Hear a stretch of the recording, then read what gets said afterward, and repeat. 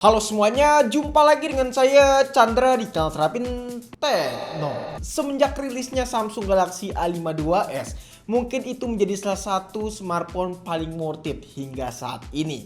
Karena di saat itu, dengan harga yang terjangkau, jarang-jarang Samsung memberikan spesifikasi layaknya di atas rata-rata. Tapi kan itu smartphone 2 tahun lalu yang launching pada tahun 2021. Makin kesini kalau kita lihat di tahun 2022 silam melalui Galaxy A53 ya, konsumen yang melirik smartphone tersebut tidak seramai Galaxy A52s.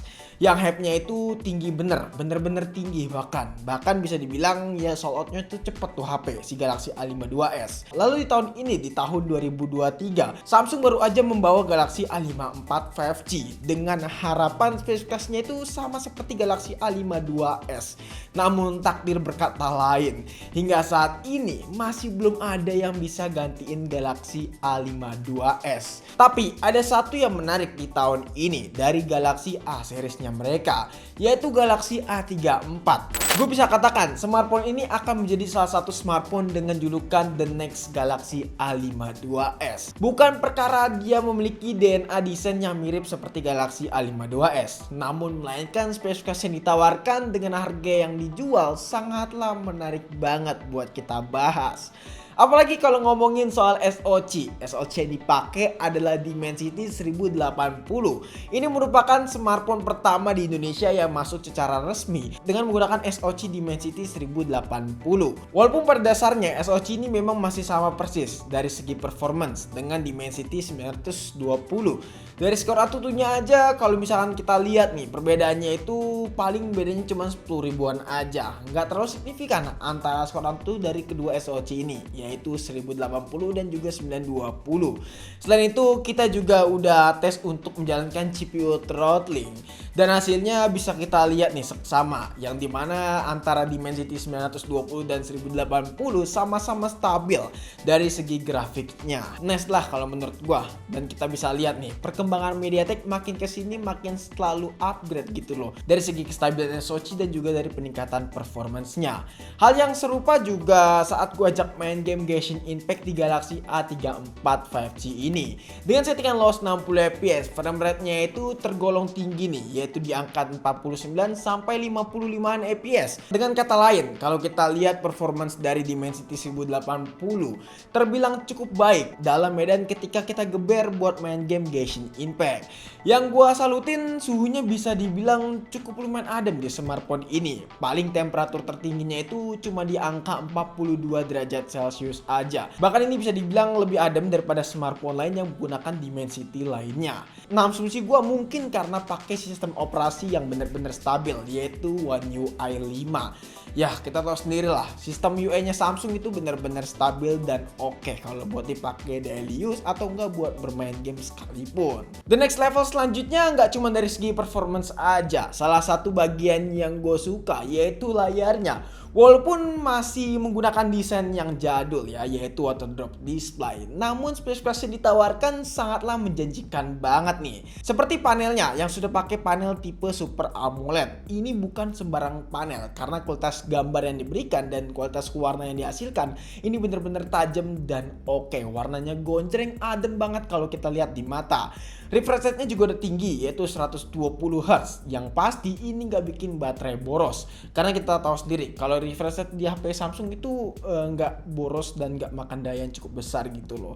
Entah kenapa ini masih menjadi pertanyaan yang besar sih. Mungkin karena sistem UI-nya lagi kali ya yang lebih stabil gitu loh. Terus juga untuk diagonalnya bisa dibilang cukup lumayan besar nih, yaitu 6,6 inch. Jadi buat dipakai kebutuhan apapun udah nyaman banget. Seperti nonton film, terus juga scrolling sosial media ataupun buat daily use sekalipun, ini bener-bener nyaman banget. Apalagi kalau buat diajak ngegame tadi, yang gue bilang ya teman-teman, buat diajak ngegame ini udah bener-bener enak. Layar dari Samsung Galaxy A34 5G ini responsif, ya jelas udah responsif. Apalagi yang pasti ini fingerprintnya udah under display.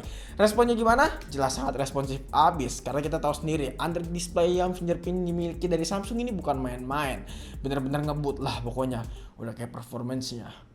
Terus juga proteksi layarnya yang dipakai bukan main-main. Di sini udah pakai Corning Gorilla Seri 5, jadi udah aman banget kalau misalkan kalian mager buat pakein tempered glass. Intinya so far untuk masalah layar dari Galaxy A34 gue ngerasa puas banget lah. Paling kekurangannya yang cukup serius ya masalah desain tadi, ya masih pakai water drop display. Kenapa Samsung tidak menanamkan desain pansol ataupun dot notch display ya teman-teman, yang dimana itu bakalan jauh lebih keren.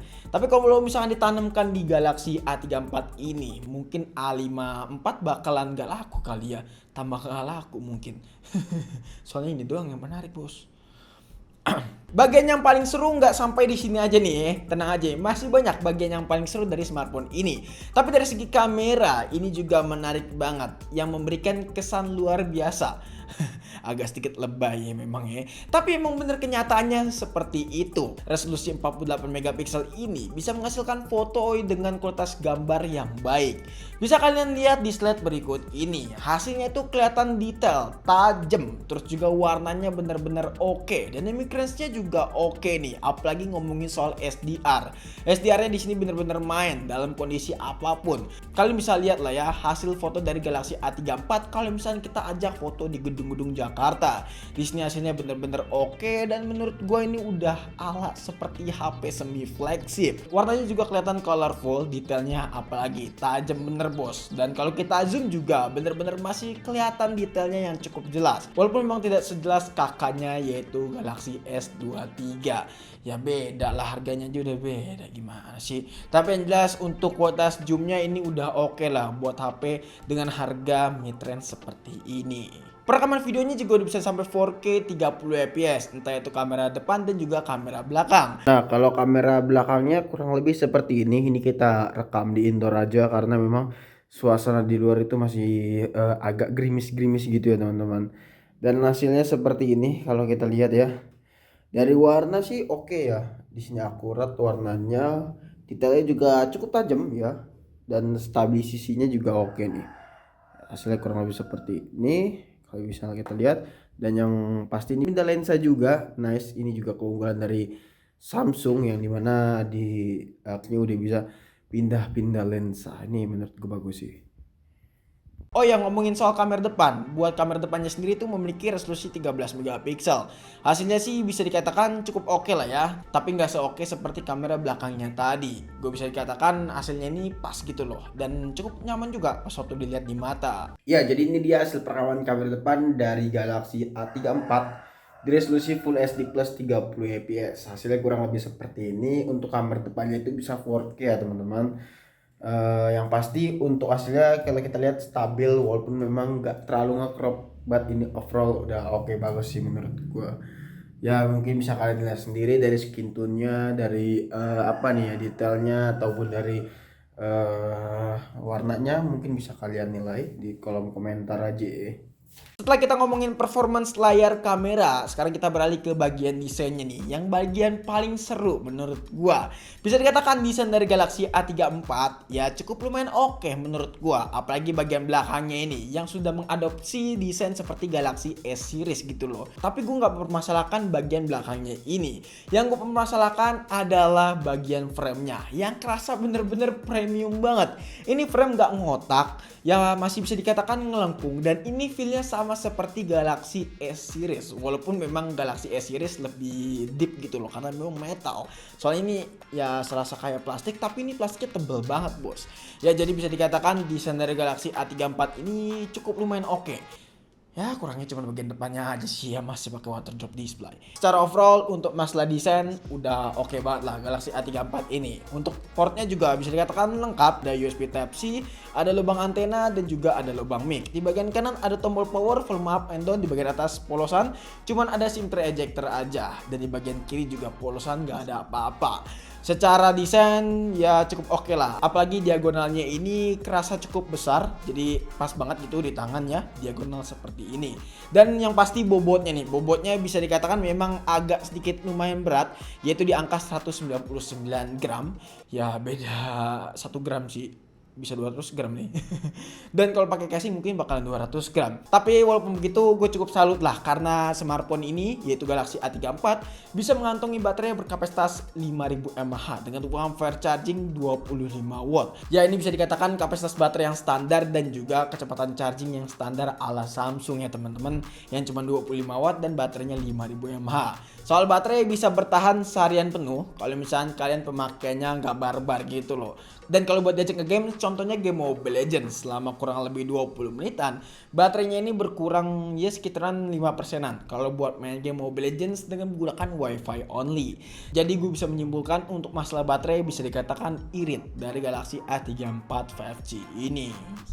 Selanjutnya untuk masalah fitur, sebenarnya nggak ada yang spesial sih dari HP ini. Ya seperti NFC yang standar-standar aja. Terus juga untuk vibrator motornya di sini udah beda karena pakai haptic linear motor, jadi kerasa seperti ala HP flagship gitu loh. Nah, sama satu lagi fitur andalan Samsung yaitu AP Rating 67 yang bisa tahan air hingga kedalaman 1 meter selama 30 menitan. Ini fitur andalan Samsung sih kalau menurut gua. Jadi guys, kesimpulannya secara keseluruhan smartphone yang satu ini bisa dikatakan menarik banget untuk kalian lirik, dan bisa dikatakan smartphone ini cocok banget buat menggantikan posisi Galaxy A52s.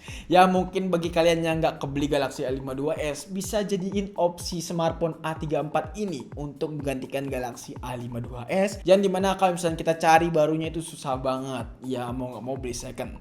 Tapi daripada beli second mendingan beli aja smartphone yang satu ini, soalnya dengan harga yang bisa dibilang terjangkau, spesifikasi yang diberikan juga udah oke banget.